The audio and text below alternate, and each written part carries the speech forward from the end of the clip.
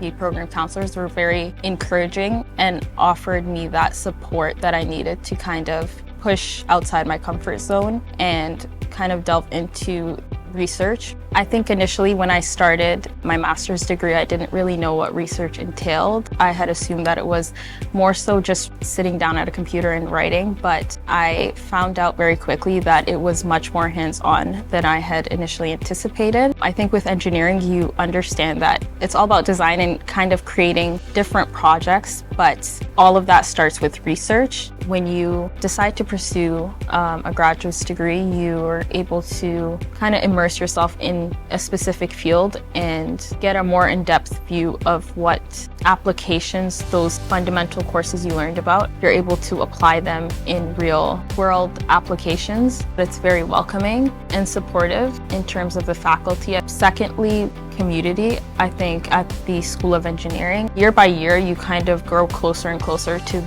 your peers, and it goes from being kind of a peer-to-peer relationship to more of like a family.